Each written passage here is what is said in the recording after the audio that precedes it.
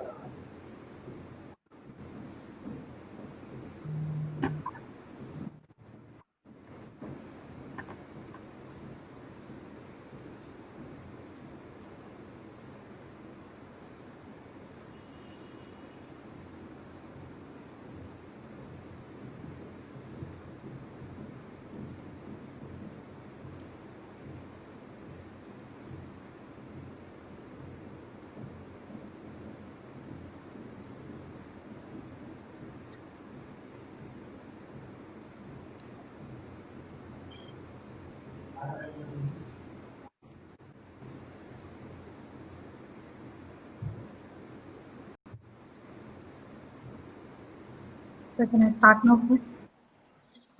Let us wait for 1 or 2 minutes. Okay, sir. People are slowly joining. 29 people have joined. I think we are exactly 3. Maybe we can wait a few minutes. Is that okay, Vidya madam? Yes, surely. Some 2-3 Because minutes. afternoon, Yeah. no, afternoon time, no, they might have a problem for whatever, or they might Yeah. be having a late lunch. Okay. Yeah.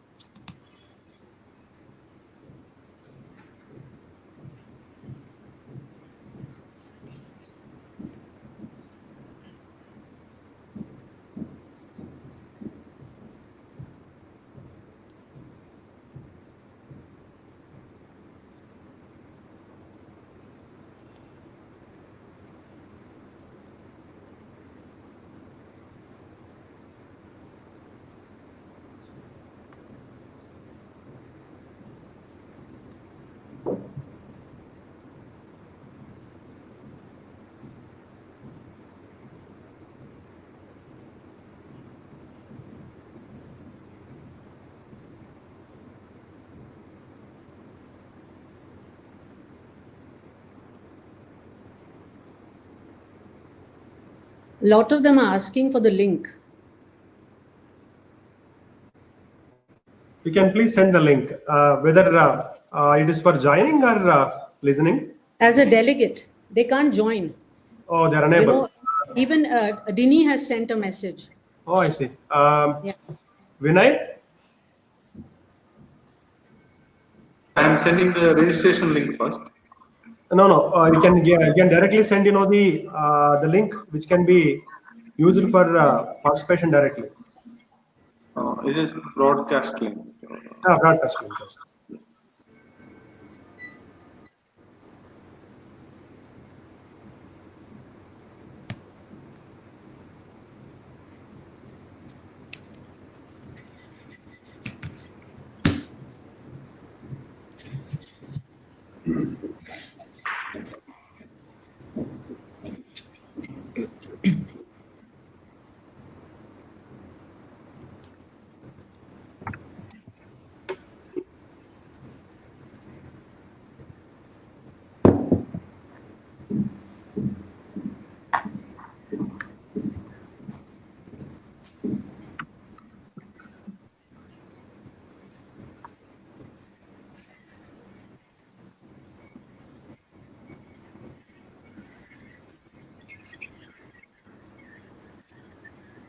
Um,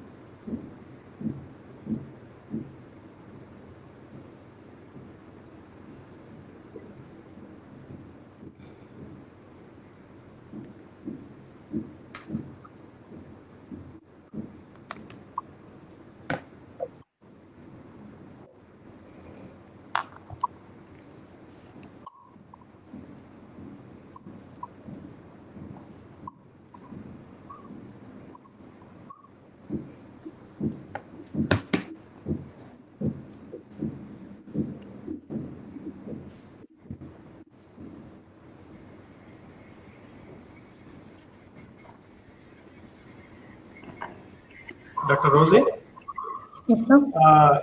let there be the speaker's introduction slide so that people Okay. will see. Sir. Let it be there. Should we start now? Yes, sir. Yeah. So you can minimize Good afternoon to it. everyone present here. I'm Dr. Rosie Raju, Assistant Professor, Department of Pharmacy Practice, Shadavilas College of Pharmacy, Mysuru. I take the privilege to warmly welcome you all for today's webinar on Management of Dementia, Loving and Caring in the eve of World Alzheimer's Month, organized by Alzheimer's and Related Disorders Society of India, Mysuru chapter, in association with Shadavilas College of Pharmacy, Mysuru, People's Association for Geriatric Empowerment, Government Ayurvedic Research Center, Mysuru, Department of Ayush, Government of Karnataka, Department of Geriatrics, Jesus Medical College, Mysuru. It's my pleasure to welcome today's speaker, Mrs. Vidya Shenoy, Secretary General, Alzheimer's and Related Disorders Society of India, and Honorary Secretary, RC Mumbai Chapter. Welcome to you, ma'am. Thank you. A hearty welcome to today's second speaker, Dr. Supala S. Kotian, Professor, MHA Department, AJ Institute of Hospital Management, Mangalore. Welcome you, ma'am. I also welcome our beloved principal. Thank you. I also welcome our beloved principal, Dr. Hanumantachar Joshi, Shardavilas College of Pharmacy, Mysuru, and the President, RC Mysuru Chapter. Welcome to you, sir. Thank you. So it's my pleasure to inform few words about the Alzheimer's disease. Alzheimer's disease is a neurologic disease that affects the brain. Alzheimer's is the common cause of dementia among older adults. Alzheimer's disease is the fourth leading cause of death for adults. Early onset Alzheimer's occurs between a person's 30s and mid-60s and is very rare. 5 out of 100 elderly in India have dementia, and many more are at high risk of developing this condition. A gradual loss of memory is one of the main symptoms that a person experiences with Alzheimer's. They also have problems with language and changes in behavior, mood, or personality. Now, I request Dr. Hanumantachar Joshi, Principal, Shadavilas College of Pharmacy, Mysuru, for the opening remarks. Over to you, sir.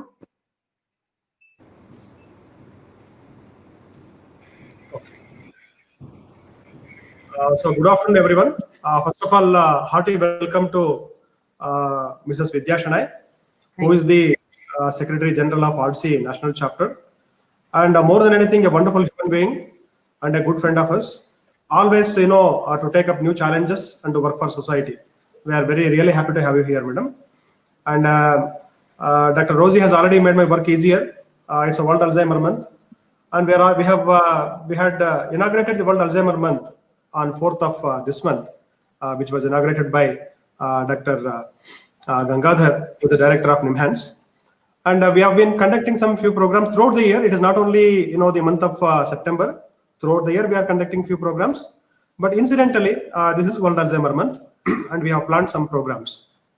So These are few of the activities we are doing, and not only that, it can be awareness program or it can be memory walk. All are in pipeline, and slowly I will be updating. We will be updating, the information to all the interested people.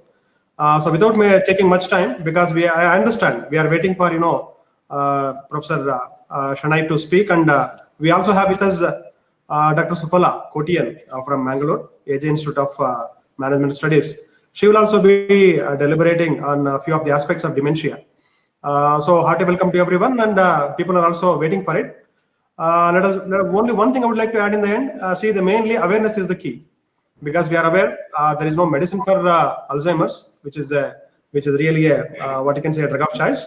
There are few medicines, but it's not a complete remedy. So let us do some awareness throughout the month, and let us try to bring up some changes in the society. So with this, I thank our young team who are working around the clock, and I wish the webinar a good success. Thank you. Thank you so much, sir. Thank you for the very good remarks. Now, without further ado, we will turn the time over to today's first speaker, Mrs. Vidya Shenoy, Secretary General, Alzheimer's and Related Disorders Society of India, and Honorary Secretary, RC Mumbai Chapter. I take this privilege to introduce our first speaker, Mrs. Vidya Shenoy. Mrs. Vidya Shenoy is the Secretary General of Alzheimer's and Related Disorders Society, Honorary Secretary, Mumbai Chapter. She is the panel member of Maharashtra State Mental Health Authority, Government of Maharashtra. She has been practicing integrative therapies for seniors, those affected by Alzheimer's and dementia, and children with special needs, and committed to the cause of Alzheimer's and dementia. She is successfully running the Specialized Dementia Daycare Center in Mumbai called Universe of Memory, Smriti Vishwam, that has international certification. She works very hard to promote the cause of dementia, to spread more awareness, and towards creating an inclusive dementia-friendly community, a society which is devoid of social stigma, wherein elders and those affected by dementia are not left in isolation, are loved with empathy, respected, and well cared for. Now, I request Mrs. Vidya Shenoy, Madam, to deliver the talk. Over to you, ma'am. Yeah. Firstly, let me at the outset thank ARDSI Mysuru chapter, the Sharada Vilas College of Pharmacy, People's Association for Geriatric Empowerment, Ayurvedic Research Center, Department of Ayush, Government of Karnataka, Department of Geriatrics, ISS Medical College, to have invited me at this wonderful webinar conducted during the month of Alzheimer's, World Alzheimer's Month. I would like to also say that I think we are all now getting geared to spread the awareness in our own way, whether it's individually or as an organization. And I'm sure that even at the government level, we will be heard, and it's a matter of time. So I'll start with my presentation. Normally what I do is I start with Thanksgiving. We normally acknowledge when our job is done. I believe that, we have to thank before we start. So with utter humility and unconditional surrender to the Guru, to the divine within, I offer my thanks to all the teachers who groomed me to what an individual I am today in my academic and professional pursuits, especially those in Sri Ambika Yog Kutir Thane, who groomed me so beautifully to become a better human being after practicing with discipline the science of yoga. I also thank senior citizens, caregivers, people living with dementia and now living well with dementia and their families, who continuously trust and encourage me to hone my skills. And of course, I have to give absolute credit to our daycare center, Smriti Vishwam, with whom I am learning every day.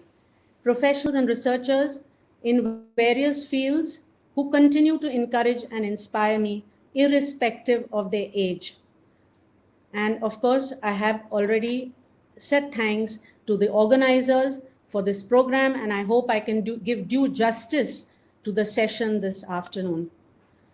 So let's sit down and talk dementia. And what do we talk in Let's Talk Dementia? It's the value of spirituality in dementia care. Abhivadanशीलस्य नित्यं वृद्ध उपसेविनः चत्वारि तस्य वर्धन्ते आयुः धर्मो यशो बलम्. The translation of which means, he who habitually salutes and constantly pays reverence to the aged obtains an increase of 4 things, namely length of life, knowledge, fame, and strength. Now, what does this mean? It actually means that we have to respect our elderly geriatric population. We come to the next is, who's a caregiver? The slide talks well about it. It says the reason why a seesaw was made for 2 people is that when you go down, there's someone always to lift you up again. And I think it's a beautiful thing when we apply it in real life too, because a caregiver balances the quality of life and the living, well lived of the person living with dementia. So here we see there are 2 people. One is the giver, that is the caregiver, and the other is a receiver. Now what happens is the caregiver and a receiver work on a 2-way street. So in that way, life is like that. You give some, you take some. Nobody is just always at the receiving end or the giving end. So now we go into the person living with dementia, their inner world. What happens in their inner world? If they can express, it's fine. But normally what happens is they cannot communicate. So we have to ask and think for ourselves, who is their inner world? Who lives in their inner world?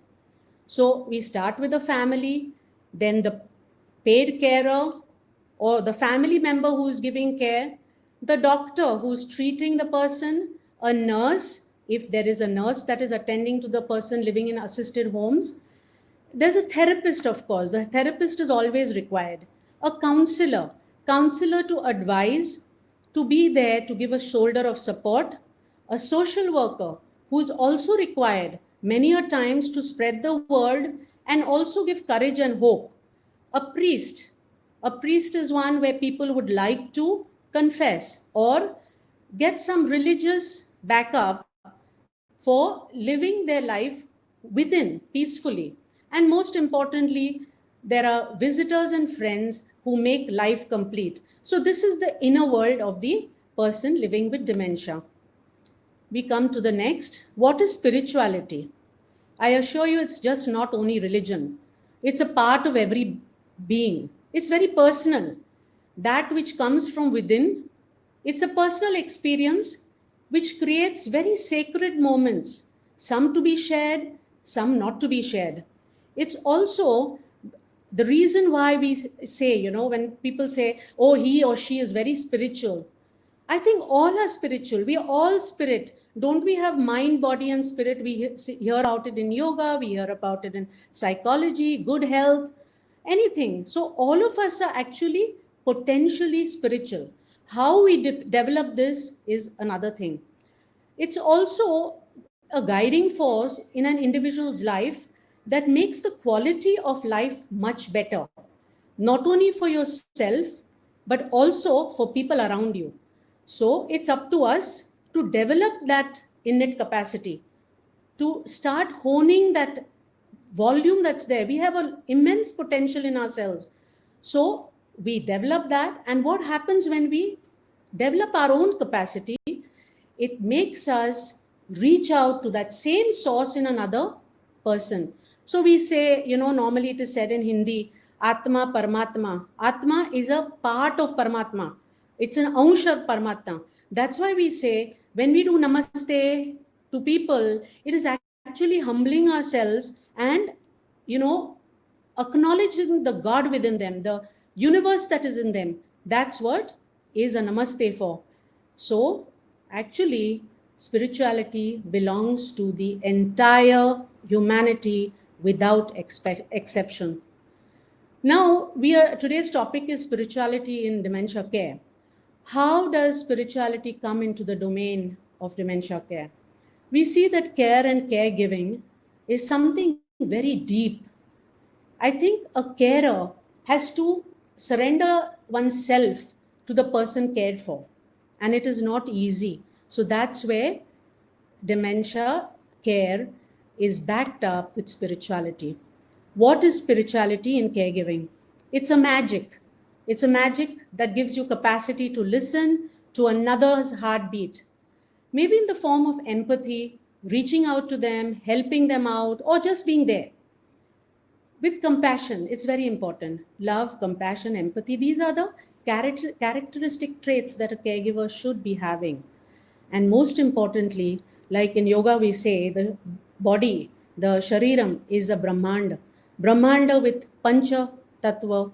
And what we have is the 5 elements of nature are within our body, and that's how we see the universe in us. And we have to work towards acknowledging that universe that makes us complete. So we see now in the domain of dementia care, there are persons living with dementia, there is a family and a carer, a medical team that looks after them, and also a support group. So what are the burdens or the problems of a caregiver? Many. They're psychological, which is stress-related frustration. It's very difficult to handle them, especially 24-hour care when you have a family member with dementia. It's a challenge. You have to look after your own life. Probably you have a family or children and other old people. It gets to you. The psychological distress. Financial. People may not have the capacity to look after their family because they need the job, they need the money, they need the salary to take home to subsist their members. Physical problems, there's exhaustion. It's very tiring to look after persons living with dementia. There's hypertension. The chances are HTN is possibly a sure shot if one doesn't manage themselves. Fatigue, aches and pains, loss of sleep, definitely, because persons with dementia have irregular timings, their circadian cycle is disturbed, they have irregular timings, they may not eat at one time, and just when you're sitting down, the family with dementia might say, okay, I'm hungry, I want to eat. And all said and done, they are overworked. Mentally, they have tendencies to be depressed, pessimistic, and sometimes also suicidal. Social isolation definitely occurs because there's no chance, there's no time for them to mix with people.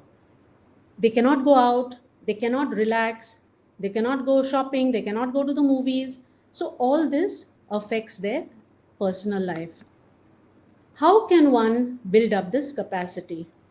I'm a fanatic where yoga is concerned, and I have realized that however late you start, which happened to me, I think you can catch up. And the more committed you are to the disciplined practice, it's going to help you further.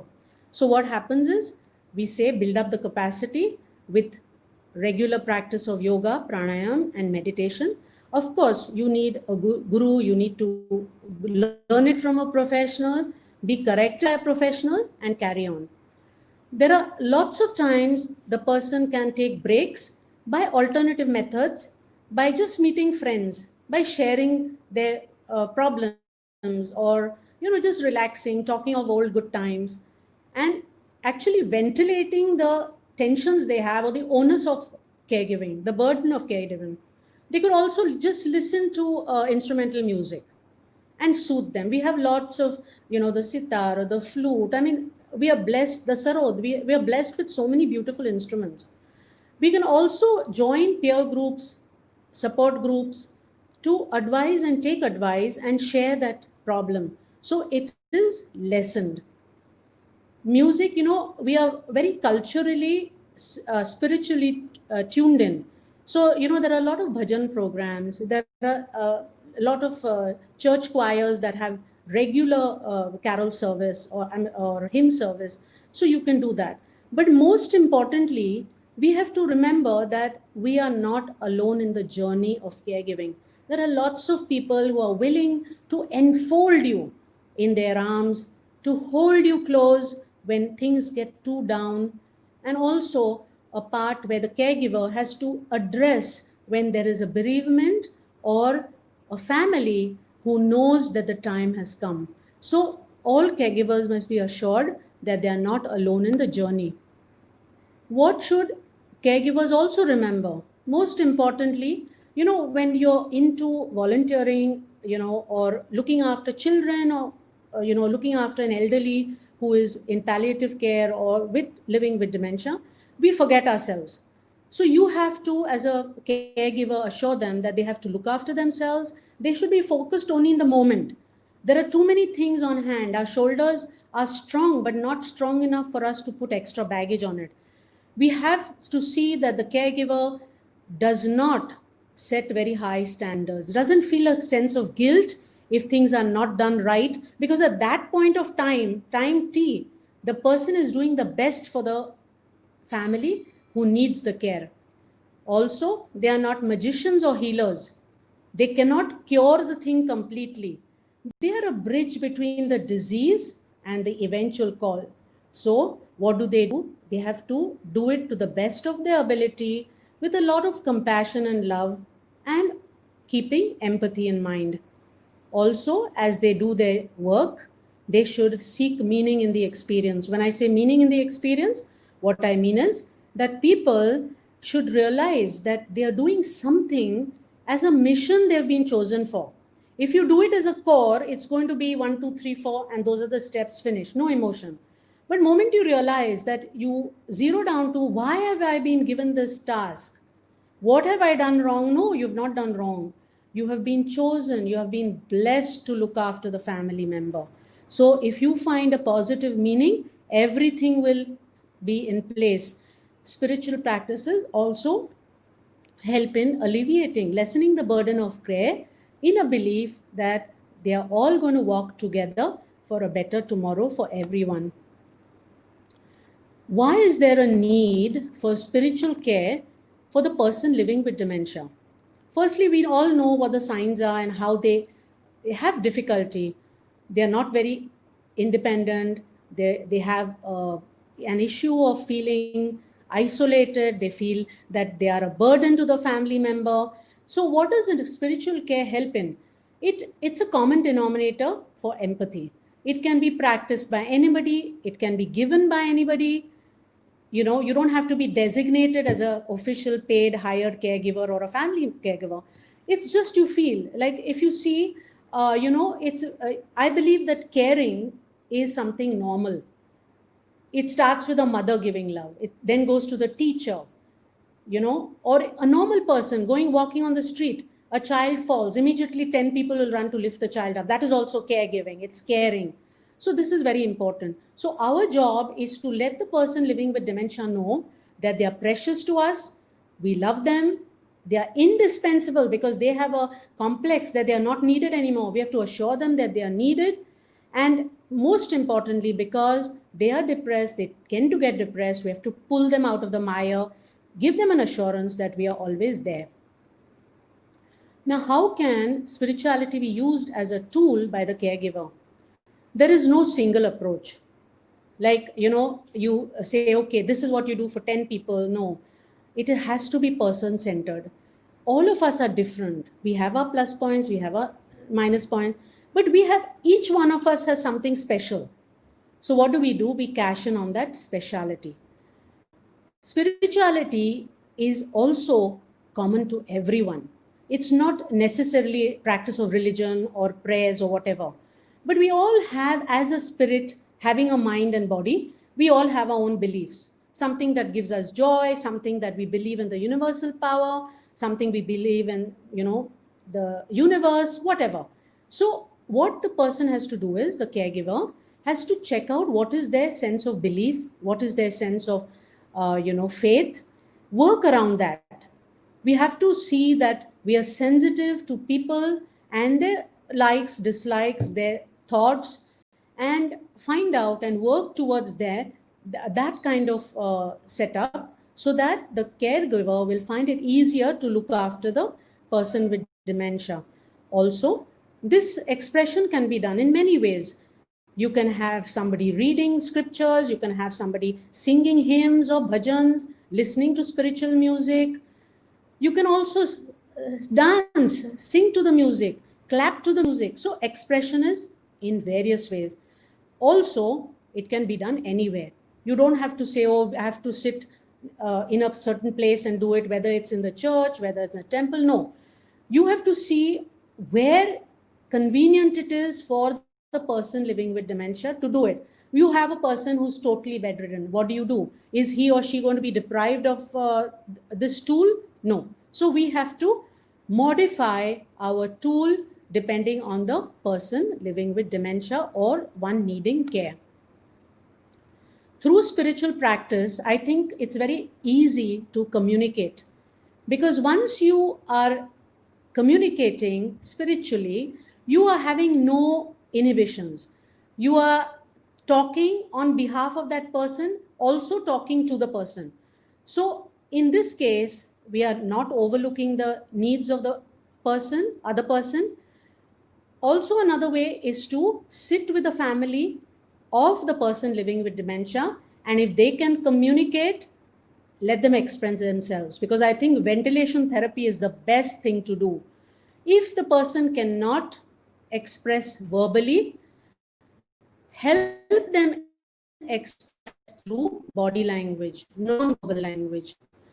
You can read scriptures, you can involve them in reflective practice, two-way communication if it's possible, or if not, engage. You can have the clamor or the triangle or the drum, something, some instrument that they can focus on and get distracted so that they are only attending to you. Also, what is helpful, what I found, is to have a service team. Now you have service teams for machinery and maintenance of refrigerators, etc. So here, what we have to do is we have to have a team that includes nurses, chaplains, priests, social workers, occupational therapists, people with dementia, representation from the community, as well as physiotherapists. We have non-verbal communication. It is found that 65% of non-verbal communication is best because it's reached out faster, and it, like they say, a hug can give communication or convey more than what 1,000 words say. Verbal, 35%, because it allows you to enter the minds and enter the hearts and read the minds of persons living with dementia who otherwise wouldn't have been to express themselves. Now, we've talked of the caregiver, the person with dementia. What about the family? We cannot forget that the family also needs spiritual caregiving in a way, because they also need empathy, they need support, they need emotional backup. We need to listen to them. We need to connect with them, stay connected, because unless we stay connected, we are not be able to hear them or let them, express their problems to us. So let us empathize even with family. And we have the baby elephant saying, don't forget, family also needs it. What does spiritual care emit? Love, happiness, joy, hope, trust, gratitude. All these are very positive emotions. Not only does the giver get it, but he gets manifold back in return. So I think spiritual care not only emits, but here it is also the giver and the receiver. What happens? How does spirituality help the family and caregiver? It allows them to focus, to center into their awareness and introspect. It also makes them, screen their care and caregiving. They know what should be done, what shouldn't be done. They prioritize. They lessen the burden of care. Seeing and knowing that it is a mission, as I said, it's a blessed commitment. There's a different experience of peace within. What initially you do as a work or a commitment, it then becomes a blessing with the divinity giving you so much of positive energy that you not only manage yourself, but also the one with dementia. What are the effects of spirituality? We saw the 4 in the domain. So the person living with dementia gets calmed down. We give them positivity, hope. We give them support. the family and the carer gets to understand the whole situation better, and they can manage the family member with dementia better. Also, the medical team, if there is a person on the group that is a social or a religious minded or a spiritual person, that one can also help the team work towards easing the onus of the care. Support groups, it means friends, family, therapists, whoever, they can express in any form, and they will feel much, much calmer and live a better quality of life and well-being. Impact of spirituality enables you to accept and love unconditionally. It also fosters well-being to the caregiver and the member with living with dementia. It's supportive. It promotes confidence. It maintains good health, slows down or delays the onset of disease and functional decline, and lessens the burden of caregiving.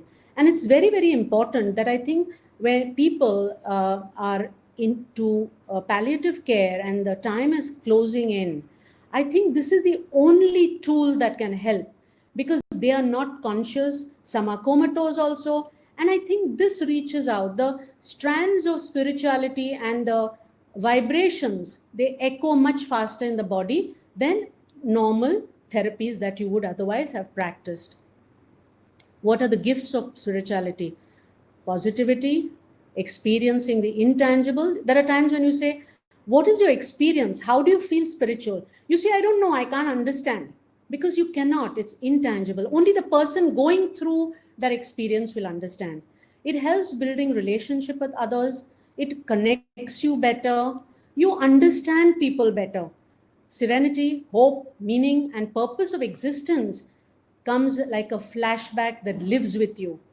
It doesn't guarantee good health, but it can help you cope with the illness, the stress that the job is or the caregiving is, and also, God forbid, whenever the time comes, it is handled much better. So it takes charge.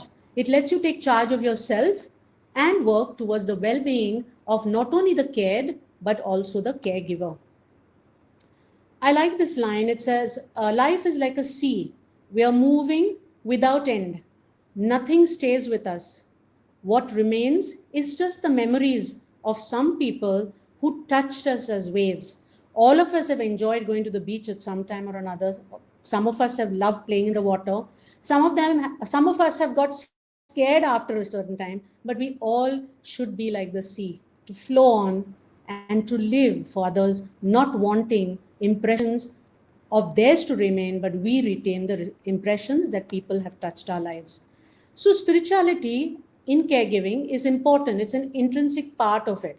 I personally feel that it should be, as it's a holistic part of care, I think it should be there in every module of caregiving skills, because it helps everyone. It should also be made as a priority where, there are, for people who are, designing courses or modules of educational studies, I think they should give it a priority, and training must be continuous, because all of us need to refresh ourselves. And I think this training is very important. Now we are going through a very challenging phase, that of the lockdown. What has it done? I'm very positive. I believe in positivity. So I believe it's made us think more. It's made us rearrange our priorities much better and help us work towards a new normal. This is with the same empathy and love we communicate with our family living with dementia. So what I'm going to do is I'm going to leave you with some thought, what we have done during the lockdown for our family with dementia in the Smriti Vishwam. So we'll just play you this and you just have to see how it works.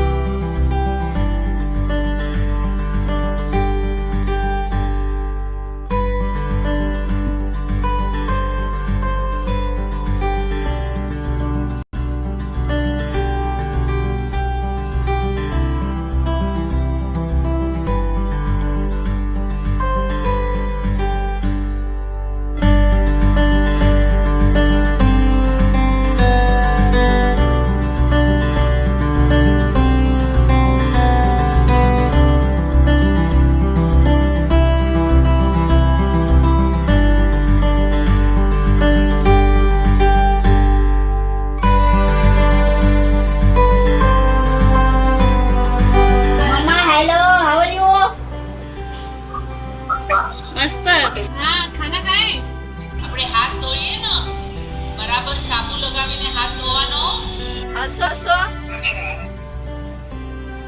नाक और मुंह ढक के mask पहन के फिर terrace पे जाना है। केम छो? संतरा लावा चलो। नाव काय तुझं नाव काय?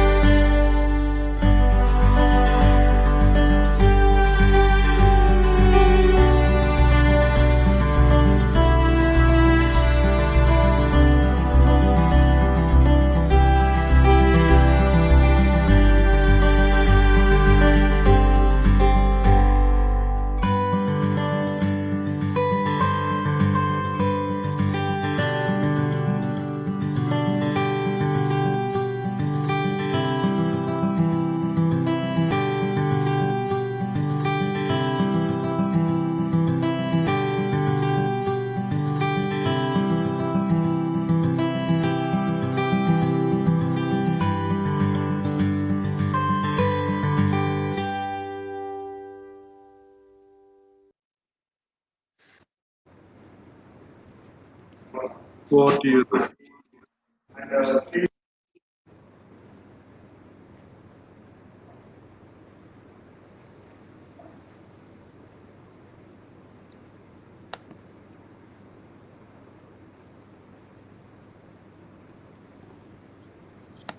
Thank you, ma'am. Thank you. Thank you, ma'am, for giving valuable insights on value of spirituality in dementia. Ma'am, there is a question from Purna Prajna. Yes. That from yoga, mudra, or shavasana helps in curing dementia. See, Curing dementia. there's no cure presently for dementia, but Shavasana is something that settles and calms down anybody.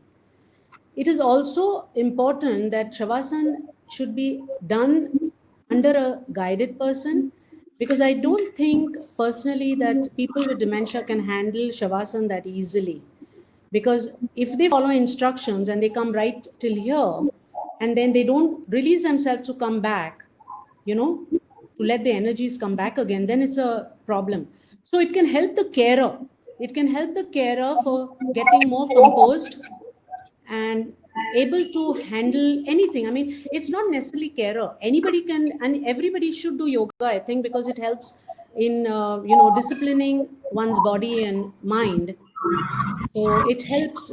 It's a holistic science. So, as I said, I'm very fanatic and partial towards it, and I encourage people to do it. And you can be 55 plus and still start and still be happy about it. Thank you, ma'am. Thank you so much. That was a great initiative and an excellent presentation, ma'am. Thank you so much. Thank you. Now, without further ado, we will turn the time over to today's speaker.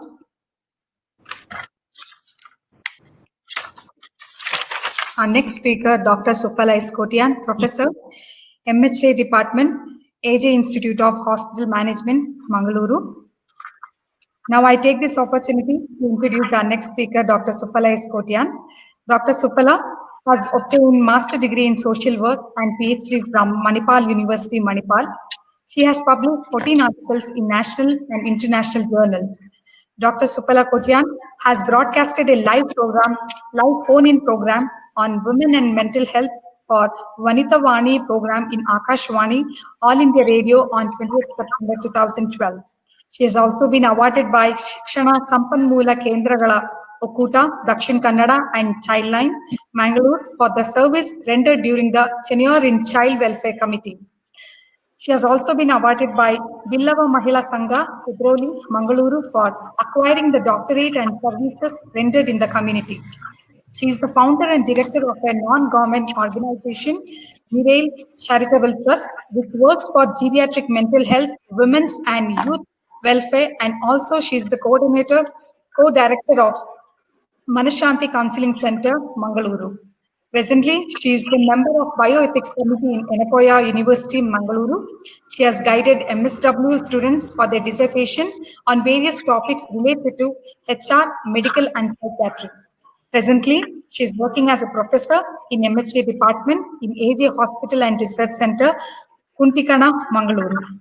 Now I request Dr. Sukala Iskotian to deliver the talk. Over to you, ma'am. Thank you so much, madam, for a beautiful introduction. Thank you. Yeah, I think we shall start the session.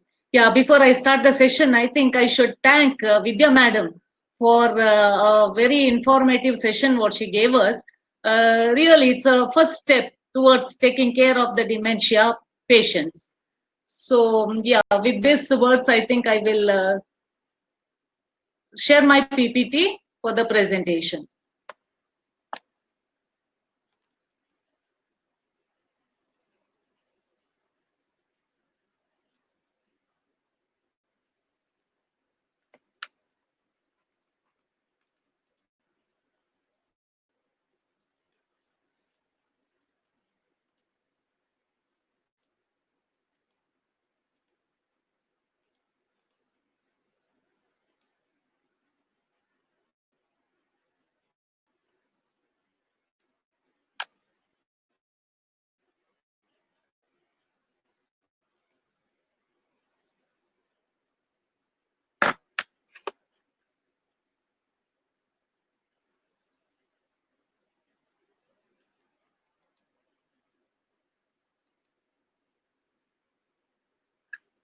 Yes, today's session we are going to talk on the role of family in management of dementia patient.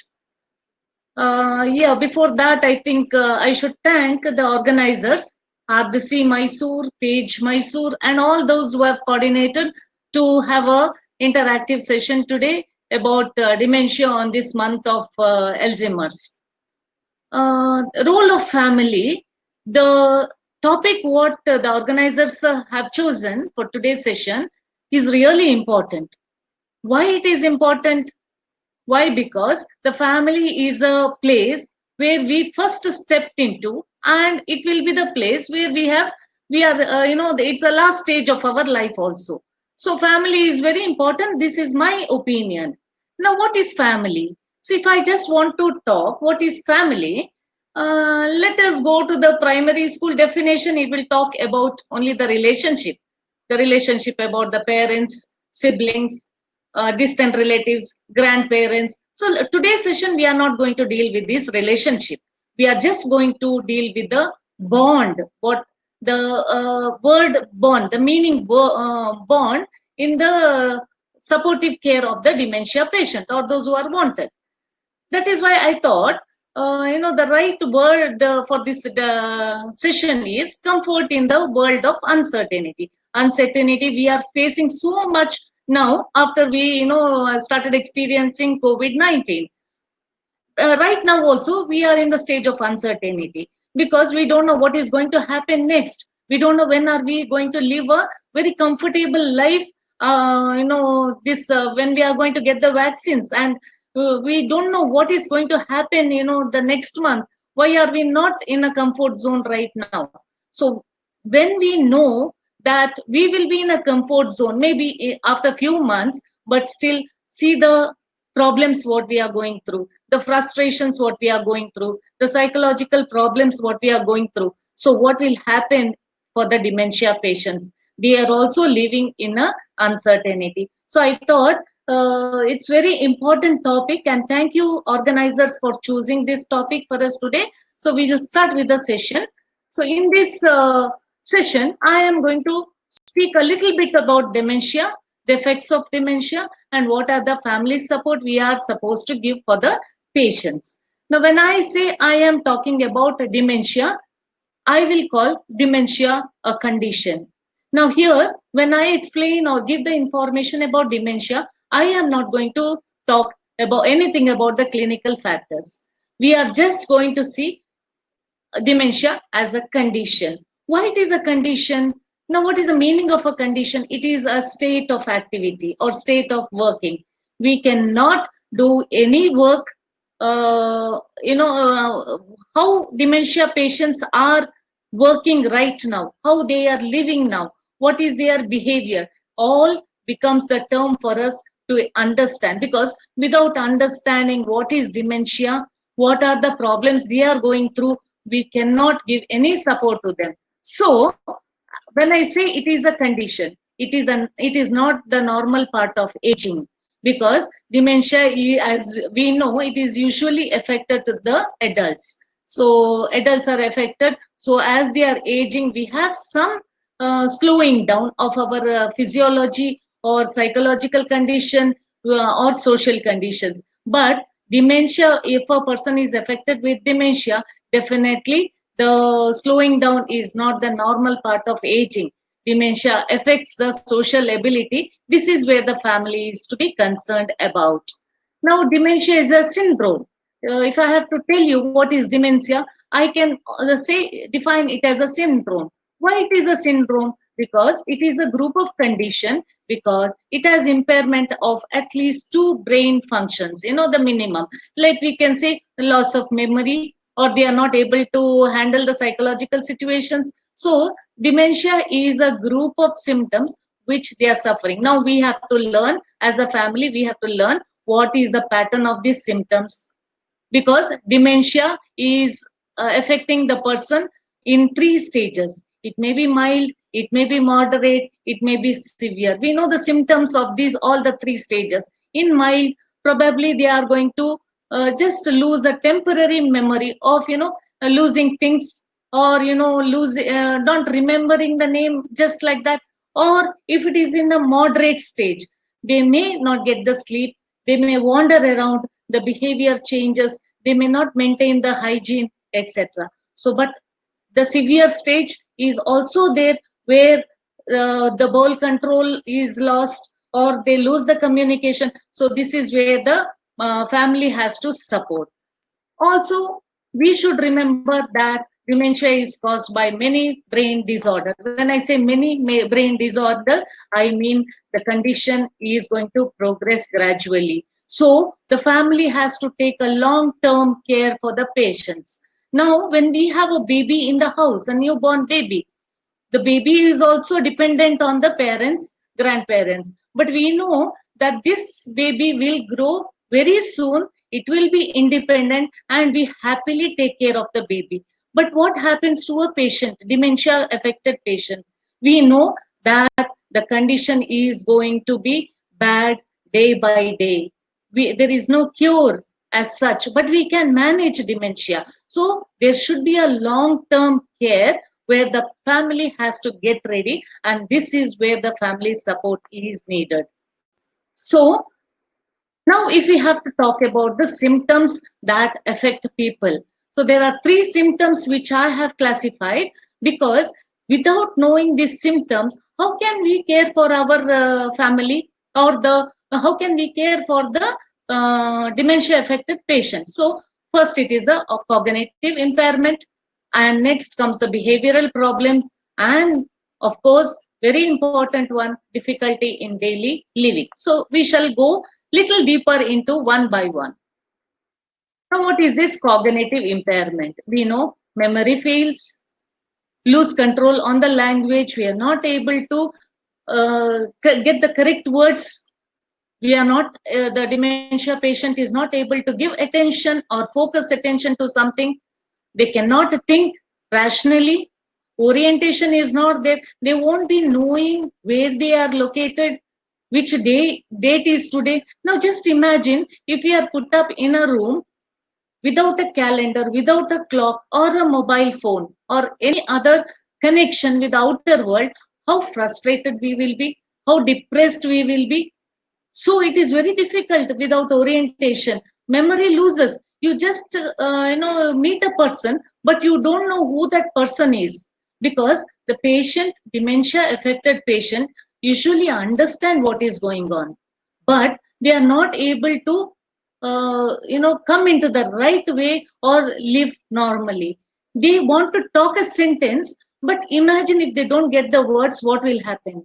If they are asking for, say for example, food, I want food. In case if they don't get the word food, then suddenly a word comes up, give me worms. What will happen? The person in front of him will definitely laugh. Now, what will happen to the dementia affected person? Our own family member. They have problems in calculations or any problem solving ability. They are out in the road. They don't know where is their house. There is no address, can't remember the phone numbers. Now what will happen? So what is a cognitive impairment should be understood by the family of the dementia affected person. Now what is the role of the family? So here we are concerned with the safety of the dementia affected person. So what our role is to supervise them. How to supervise? Can we lock them and go? No, it is not possible at all. Or can we be behind the dementia affected patient? Can we 24 hours sit with them? That is also not possible in this practical situation. So what are we going to do? We are going to discuss about all this in the end of the session. Next, if I have to say that there are psychiatric and behavioral problems also. This is a major part where 90% of the patients with the dementia will be affected with the psychiatry and behavioral problems. There are changes in the personality. A very calm person, I know, I can remember a case where the person, that lady, is very calm, very loving, very comfortable person, but right now she is aggressive. That we can see the changes in the personality, changes in the social behavior. They forget things, so they are not able to interact with the other members of the society.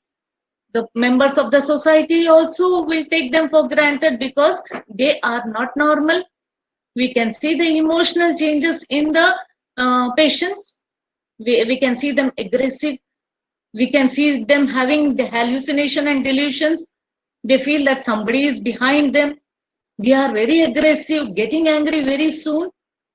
They are depressed, suicidal tendency, restlessness is there. They don't get sleep. They wander everywhere at night, trouble the family members. Now, what is the reason behind all this? So, what we need to do is we need to have patience. We have to focus on the emotions, not the behavior of the patient. So this is very important. Now, how can we have patience? Definitely, it is not easy. I said taking care of a very small infant, it is easy, although the child also doesn't know whether the baby is hungry. It will only cry for hunger, it will cry for pain. So we have to discriminate whether the child is hungry or whether the child is having pain. It also has the temper tantrums. So if you see the characteristics of the personality right now, the behavior is almost similar. But taking care of an adult is very difficult than taking care of the infants. So the family should have patience. So what is a go out? The emotions has to be focused. We have to recognize or identify what emotion that patient is going through at that minute. Also, we find that they have difficulty in daily living. This is the area where the family has to struggle. Dressing, hygiene, the patient doesn't want to have bath. They are not ready even to brush the teeth. I told you it is difficult to take care of the adults. Taking medicines, I think this we have to discuss in depth because so many cases are there where their life was hampered because of this problem. Now, difficulty in maintaining the relationship. They cannot interact because they do not remember who that person is. The short-term memory is vanished. That happens in dementia. They cannot drive, so they cannot go out. They don't know where they are going, whether they are going to office or coming back. They lose the way. Eating, it's definitely forgotten. There are so many cases saying that the family has not given me food today. I am hungry, they are starving me. But the family already fed the person twice. What to do? Shopping, their own things, whatever they need, personal things, they're not able to buy because of the impairment of this problem. So now what are we supposed to do? Can we have empathy? Definitely, we should have empathy because I said every behavior has a reason. So probably they are going through that uncertainty, that confusion, which has aggravated their behavior, and they are in that stage right now. But they can understand what is going on. They may not be able to express it properly. So what are we going to do now? With the empathy, just feeling sympathy with them or saying, oh, we have to help them. That's not enough. Now we need to develop our communication. There should be an effective communication in order to help them to come out of this stage, because we know dementia has no cure. Now only we have to help them to live a quality life. So today's main part is role of family. We have a very huge role to play because I said we start our life with the family, end our life with the family. The bond is what is remaining. Spirituality, definitely, as Vidya ma'am has told, it plays a very important role. I think that is a basic step we should know. And then if we get into that spirituality, probably the role what we are playing is very certain to us. Why have to we take care of the dementia affected patients? Why only we are suffering as a family member? Many a times this thought comes to our mind, why me? But as Vidya ma'am told, you're the person chosen to take care of the patient. He is the person who is in uncertain situation. She is the person who is going through all the struggles. They were the people who took care of us. Now it is our turn to give that back to them. We need to give them a service, but that should be really nicely done. Because when we are just talking to the people who has a dementia patient in their family, most of the time they follow the wrong way. Yes, we are taking care of the dementia patient. We are giving them bath every day. We are feeding them. We are seeing for their safety. But how? How are you doing it? That is more important. There are some techniques which we should follow to look after these patients. Now, when we have to look after this patient, we have few factors which we should remember what dementia patients are. They are vulnerable. As we said, the memory is lost, so they don't know whether they are going out or coming in. A gate is open, a door is open, they are just out of the road because they don't know what they are doing. They may wander around not knowing what happens. There are so many movies regarding this situation where they are lost, not to be found. They will be inadequately dressed because of the frustration what they are going through. When you're very stressed, when you are in a frustrated mood, you feel you want to just come out of it. Then whatever is in front of us, you just tear it open. And this is what is happening. And they tear their clothes. So they are inadequately dressed sometime.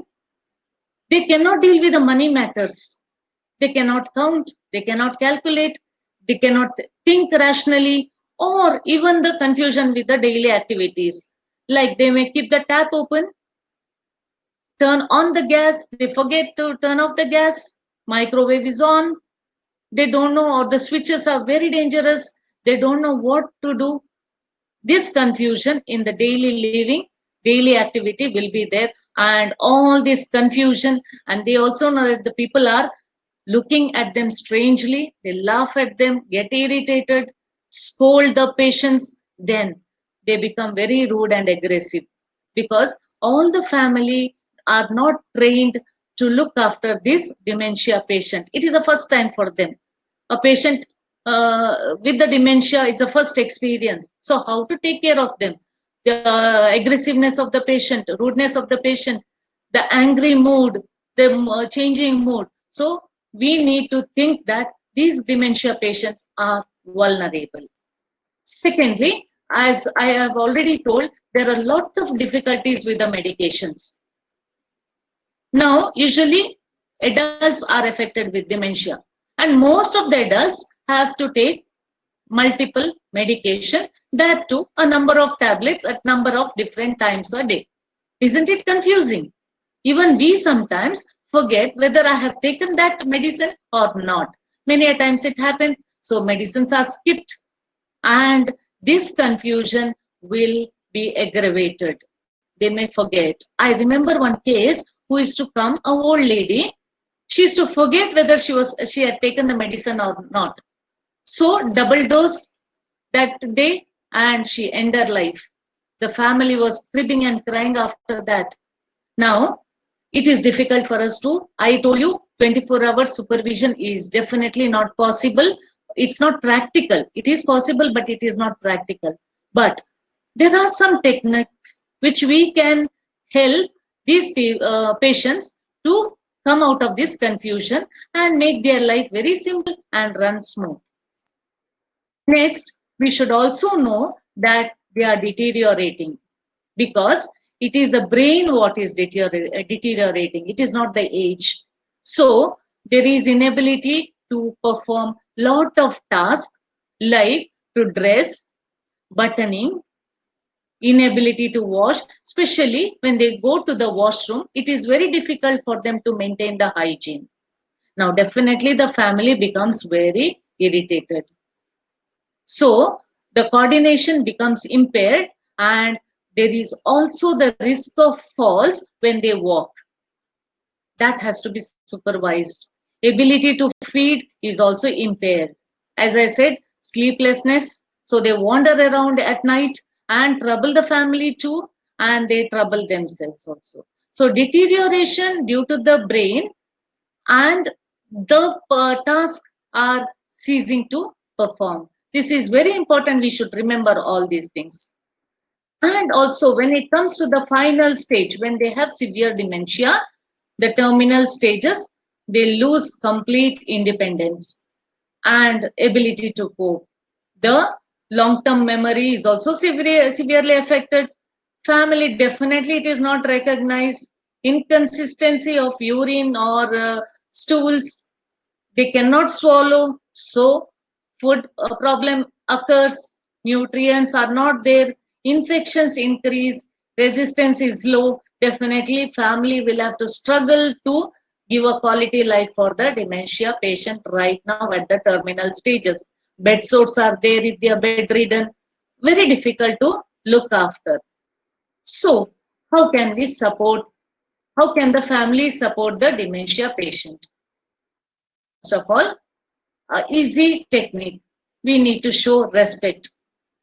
How to show respect? Definitely, we love the person because they are our family. They looked after us. They might be a parent, they might be a grandparent, or any other relative, but we love them, we respect them. Now, how to show respect to them? Okay. So, if any communication is going on, never argue. Sometimes the patients feel that they are right. Yes, agree to that. What is wrong? Don't argue. The patient has lost the specs, and the person is telling that you lost my specs. You kept it somewhere. Okay, fine, no problem. It is a memory loss of the dementia patient, but he is blaming the son that he has kept it somewhere. Doesn't matter. You say, we will search the specs and give it to you right now. I lost it. Fine. Okay. We'll have a positive talk. Motivation always does not be recognized by the dementia patient. How can we positively talk then? It will be, instead of saying, do not do that, do not touch it, it is hot. If you say, if you want to say, never use the word do not, you say, can we place it somewhere else? Can you come and sit this side? Can you relax now? You know, instead of saying not, don't, etc., why don't we use a positive talk? Do not correct them. Some patients have delusions and they say that there is somebody who is scolding them. And somebody is, entering the house to steal something. Okay, then we will say, no, you are wrong, you are thinking, you have delusions. No, don't say that. Let us say, okay, we'll give a police complaint, we'll catch them. We can reason out what their opinion is. We will say, no, we will never go out of their reasons, but we shall join their opinion. And always we should remember that we should not check the memory of the patient. Usually we have a habit. When we see a patient with dementia, we'll show one photo and say, do you remember him? We are creating more confusion. So never check the memory because it hurts. So there are many other techniques how we can show respect to the patient. Also, we can do the activities which can be done together. For example, the person, we need to give bath to the person, or we need to select a outfit for the person. Okay, we'll say, can we go to the bathroom? I will come with you. Hold the hand, or say something. You say you are sweating too much. So let us go together, play in water for some time, so that mood is done. Choice also, we'll see what shirt you want to wear today. Or when we are doing the daily activities, let us make it very simple. Let us not confuse with lot of things. So whatever activities which we are doing, we know that they cannot cut a vegetable. We know that they cannot wash the utensils or do any other activities, but we shall do it together with them and help them to come out of that frustrated mood. This is very important part which we have to play. As you know, Vidya madam also has told about this non-verbal communication. Very, very important. We need to listen to them properly, not doing some other work, but doing an effective or qualitative listening. We also could maximize their hearing, talk loudly. If they need a hearing aid, probably we could provide one, and see that they see us when they are hearing something from us.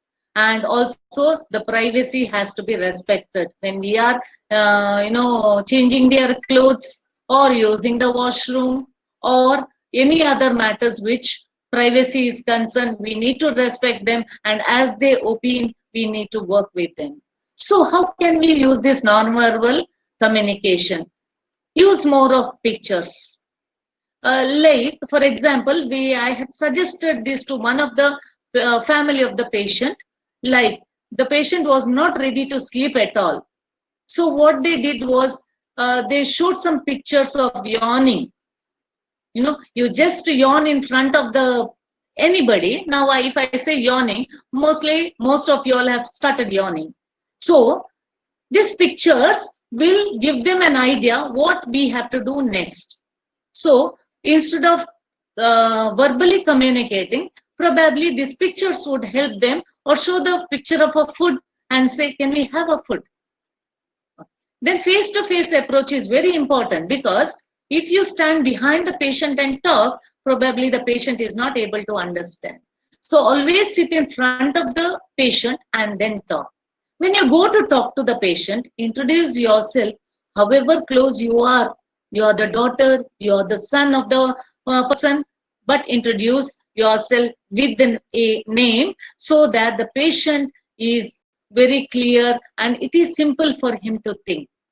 Also, when they are struggling to find the appropriate words, instead of waiting for them to find the words and tell you, you just help them to find the appropriate word.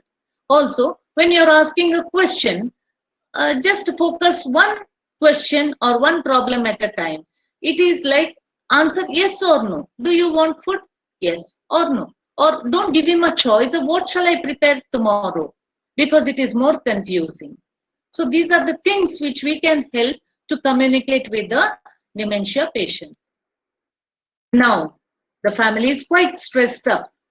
So you also definitely need a break. Spirituality will definitely help, or you can talk to the support groups. We have so many organizations like RDC, they will help you to take a break, talk to the family, come out and you can really relax. Otherwise, you will have to have a problem. So why don't you take a break? This is a suggestion what I have to give to the family members. The take-home message from me for this session is have patience. Have patience, because they are the people who took care of us. Let us also take care of them. And they are in a world of uncertainty. Probably we need to help them to come out of it by making their life more simple. Let us not make it more confusing, more complex with many things around. Probably we can have a simple room for them and make their life very simple. Thank you. Thank you, ma'am. Thank you for this very informative session and giving valuable insights on the role of family in management of dementia patients. Ma'am, we have one question from delegate named Ranadesh. That is, person with dementia sometimes refuse food or medicine. Obviously, force should not be applied to make the patient have the food or medicine. Is there any specific technique to deal with the situation? Pardon, I didn't follow your question. Pardon. Okay, ma'am, I'll repeat it once again. Person with dementia sometimes refuses to take food or medicine. Obviously, force should not be applied to make the patient have the food or medicine. Yes. So, is there any specific technique to deal with the situation? Okay. Now, yes, we cannot force anybody. We have I always compare this dementia patient with the children. We usually force them. What do? We show the moon, we show the birds, and then say eat food. Okay, divert their attention at that minute of a time. Divert the attention, and maybe that is why I said show the picture of a food first, or you start eating first with them. Probably the activity what you want them to do, you share, and you be with them actively. Maybe that will help. So as you start, see, once you start pressurizing, what will happen? The ego hurts. Yeah, even for us, when we tell somebody have bath right now, you go have bath, or wake up in the morning. Our adolescent children, what will happen? Their ego hurts. Yeah, so naturally it happens to all of us. So what we need to do is we have to do the activity with them. Yeah, probably I have answered the question. Yes, ma'am. Thank you so much for your presentation, ma'am. Yeah, thank you. Now I request Mr. Vinay Kola, Assistant Professor, Shadavilas College of Pharmacy, to propose the vote of thanks. Good evening, all. Thank you, Arti, for providing me this opportunity. Firstly, I would like to thank Mrs. Vidya Shenoy, Secretary General, RC, for sharing her valuable knowledge and providing study inputs regarding caring who don't remember and value of spirituality in dementia. We appreciate you, ma'am, for showing your empathy towards people who are affected by Alzheimer's. And secondly, I would like to thank Dr. Shufala Kotian, Professor, AJ Institute of Hospital Management, for giving us salient inputs with respect to the role of family in managing dementia people, and also how to manage symptoms which are very crucial in managing dementia people. I thank Dr. Hanumantachar Joshi, Principal, Shadavilas College of Pharmacy, and President, RC Mysuru Chapter, for providing this opportunity and for his immense support to make this today's webinar a grand success. I especially thank all my colleagues of Shadavilas College of Pharmacy for your continuous support. And last but not the least, I thank each and every delegate for your participation and sparing your valuable time with us today. And e-certificates will be provided to everyone through a feedback link to your registered email IDs. Thank you. Here we comes to the end of the session. Thank you, one and all. Yeah, before we wind up, I would like to make an announcement here. We have one more webinar that is on 14th, and we have got wonderful speakers around. So 14th, we'll be having a talk from Dr. Dini. She is from Mizoram. She is a professor of psychology. And there is one more, Dr. Robert, who is the mental health officer from the government of Mizoram. And after that, we'll be having a talk by Dr. Prabha Adhikari, who is the president of Geriatric Society of India. And these are the speakers we have on 14th. And we request all to kindly join on 14th also. And let us make a meaningful World Alzheimer Month. Thank you so much. Thank you. Thank you, Sufala madam. Thank you, Vidya madam. Thank you so much.